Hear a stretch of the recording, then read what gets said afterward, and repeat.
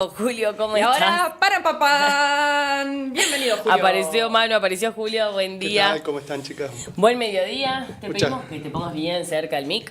Muchas gracias por la invitación. Bueno, justamente estás como candidato ahora a diputado nacional. Comentanos un poco qué fue lo que te motivó a postularte en este cargo. Bueno, la grave situación que vive el pueblo trabajador argentino. Tenemos un derrumbe económico y social fenomenal, probablemente de los más graves de la historia, por la cantidad de pobreza, desocupación que tenemos, no solamente en Salta, sino a nivel nacional.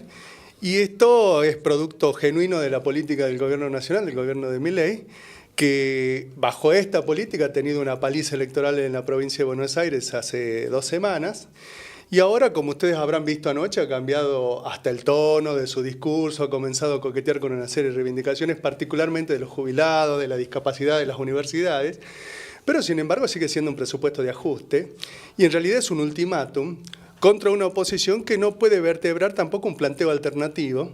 Y en este sentido, el escenario que se crea es que vamos a una campaña electoral en donde el gobierno va a acentuar que acá o es el equilibrio fiscal que él dice que tiene, que es falso, después si quieren lo discutimos, o, ¿no es cierto?, el caos. Y desde este punto de vista va a tratar de llevar adelante una campaña bajo este ultimátum, esta extorsión, contra el conjunto de la población trabajadora. Entonces ya, lógicamente, bajo un cuadro de estas características, desde Político Obrero hemos dicho que teníamos que salir a disputar. En este caso voy yo como diputado nacional, mi compañera Violeta Gil va como candidata a senadora nacional, y vamos a plantear una agenda de los que vivimos de nuestro salario, de nuestro trabajo, en el marco de esta crisis, también vinculada a la necesidad de una salida política de los trabajadores, porque acá lo que tenemos es una encerrona histórica y de crisis de régimen político más general. Bien. Te consulto, Julio, como ciudadana. ¿Cuáles serían las propuestas que tienen para la sociedad? Sí, principalmente tenemos 3, podríamos decir, pero es más amplio. Son propuestas de emergencia. Necesitamos que todos los trabajadores públicos y privados cobremos un salario mínimo igual al costo de la canasta familiar, hoy en día calculado en 2 millones de pesos. Por ejemplo, en Salta, los niveles de pobreza que tenemos, esto ayudaría inmediatamente a sacar de la pobreza a una cantidad enorme de los trabajadores y también a nivel nacional. Este es un aspecto. El otro aspecto es el reparto de las horas de trabajo. Solamente en Salta tenemos 10.000 despidos en el último periodo, 3.800, 4.000 de esos puestos de trabajo eran trabajos formales. Y hoy en día la desocupación es un gran problema bajo la caída de lo que es el precio del litio, el derrumbe de la minería, etc. Entonces hay que establecer un reparto de las horas de trabajo sin afectar el salario y de ese modo proteger a toda la población para que tenga un ingreso sobre la base de un trabajo. No puede afectarse el salario de los que ya están en actividad y tiene que ser un mínimo igual al costo de la canasta familiar. Lo mismo para jubilaciones y pensiones, tienen que cobrar el 82% móvil de lo que es un salario igual al costo de la canasta familiar. Y también planteamos el congelamiento de los alquileres. 1/3 de los trabajadores salteños no tienen vivienda propia. Hoy en día hay un déficit habitacional de 100.000 viviendas solamente en Salta. Entonces queremos congelar también el precio de los alquileres como parte de una medida más integral para defender hoy en día el ingreso de los trabajadores. ¿Por qué, si me permitís? Si ustedes toman los libros contables de las grandes empresas, en los últimos años lo que tenemos son ganancias extraordinarias. Por ejemplo, los bancos han ganado 200% anual. Los especuladores de la deuda, por ejemplo, hoy en día se llevan un rendimiento mensual del 5%, cuando a los jubilados, por ejemplo, le dan 1%, etc. Es decir, que la plata hay. El PBI argentino existe, es la producción de una riqueza nacional, el problema es a dónde se va. Eso era lo que te iba a preguntar, porque las propuestas están buenas, escucharlas. O sea, más que nada yo las veo como acciones, ¿viste? ¿Qué propuestas serían para cambiar esas cosas? Que como sabemos es algo general de que hay justamente todas las personas, los jóvenes, Claro, ¿no? No sí. tenemos una casa propia. Después que también nombraste lo de los jubilados y también nombraste lo de La administración. el principio de la administración. Los salarios ¿Qué es en lo que general, darían? sí. O sea, ¿cuál es la propuesta real? Por eso la propuesta real es establecer ¿Qué harían? O sea, ¿cuál sería? Claro, Yo un hago impuesto, esto para cambiar tal un cosa. impuesto a las grandes fortunas, un impuesto progresivo para financiar esto, el no pago de la deuda externa. Hoy en día la deuda externa es un fenomenal esquema Ponzi de características usurarias, rinde tasas de interés, por ejemplo, hasta hace un poco tiempo del 80% anual. Es una locura.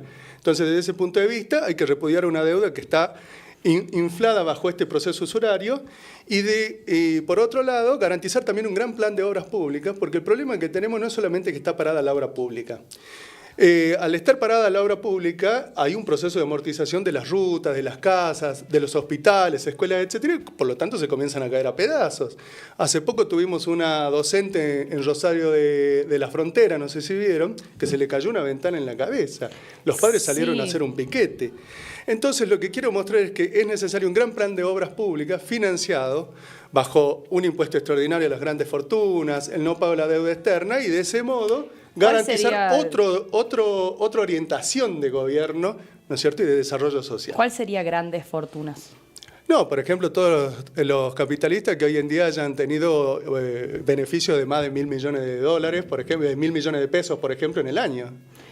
Entonces la propuesta sería un sueldo lineal para toda la administración pública. No lineal, es un sueldo mínimo.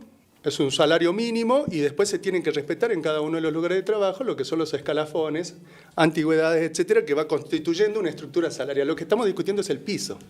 Es decir, nadie puede ganar en Argentina y en Salta menos de lo que hoy en día dice una canasta familiar, ¿no es cierto?, que tiene que ganar. Y no la canasta de pobreza, que es la que se conoce, la famosa canasta básica, sino una canasta real. No se está midiendo alquiler, no se está midiendo el precio de los servicios que han sufrido tarifazos en el último periodo. ¿El alquiler, si lo frisás, no te parece que la respuesta sería dejar de alquilar? Yo soy propietaria y si de repente el gobierno me dice que no puedo cobrar lo que yo considero que mi casa me valió a mí y lo que a mí me da un ingreso y una retribución de todo el gasto que yo hice, yo la dejo de alquilar. No, es fantástico, porque eso pasa, ¿no es cierto?, cuando vos sos una pequeña propietaria que por alguna indemnización o algún monto de más que tuviste en algún momento hiciste una piecita, una casa. No, yo tengo una casa armada en su totalidad con mi trabajo. Bueno, vos tenés una casa total. Ahora, lo que vos tenés que tener en cuenta es que también tenés, por ejemplo, solamente en Salta Capital hay dueños de más de 70 catastros. No una vivienda.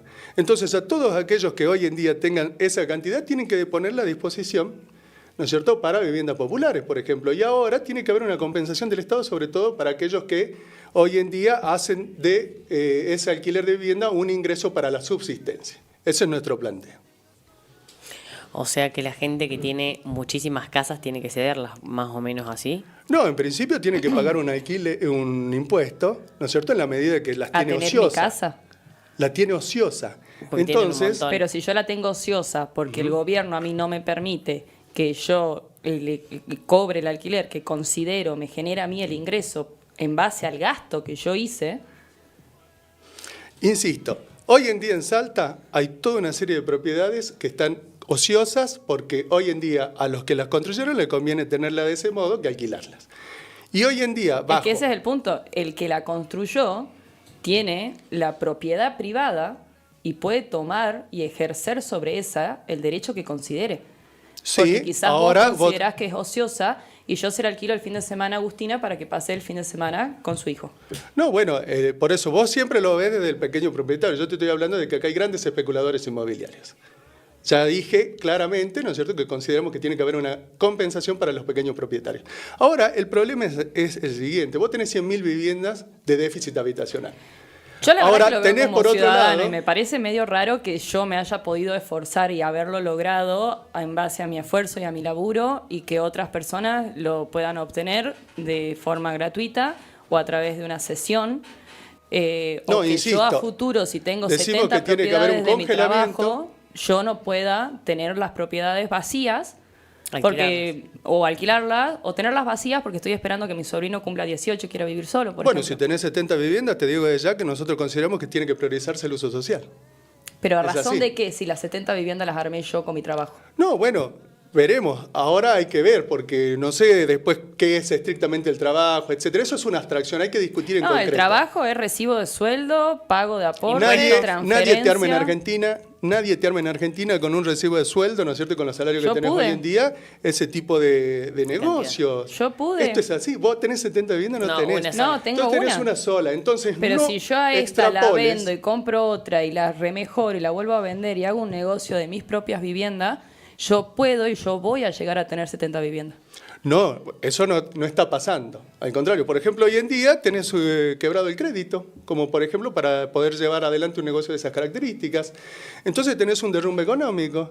Es decir que está bien el concepto que vos señalás, de que acá uno podría agarrar y con su esfuerzo venir, progresar y en ese sentido avanzar. Pero eso no pasa en la Argentina. No está pasando. El gobierno que decía que lo iba a garantizar ¿Y te no lo parece que garantiza. tus 3 propuestas van a llevar a la Argentina y a Salta en particular a ese nivel de desarrollo, a que la gente sepa invertir, trabajar y construir? Por supuesto, pero primero hay que cambiar las prioridades. Nosotros somos un partido de la clase obrera y ponemos el acento en aquellos que viven de su trabajo y de su salario y garantizamos en ese sentido este interés, congelando, insisto, los alquileres, estableciendo una compensación para los pequeños propietarios, no para los grandes propietarios, para los especuladores de la vivienda, y esto como transición a un plan de viviendas populares que garantice la vivienda que necesitamos los trabajadores, además que lo que dinamiza la obra pública con un plan de viviendas populares arma otro cuadro.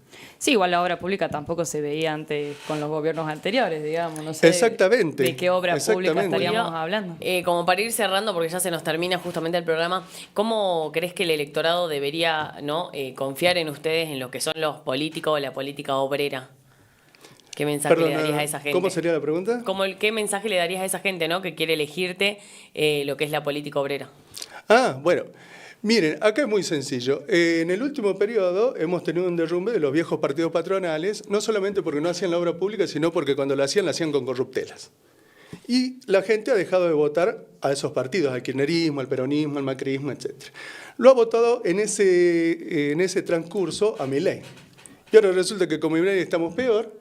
Y encima ahora tenemos la continuidad y la profundización, por ejemplo, de un régimen de coimas, como el que ha saltado a la vista, ¿no es cierto?, con la Agencia Nacional de Discapacidad y los retornos que cobraría Karina Milei, es decir, la hermana del presidente.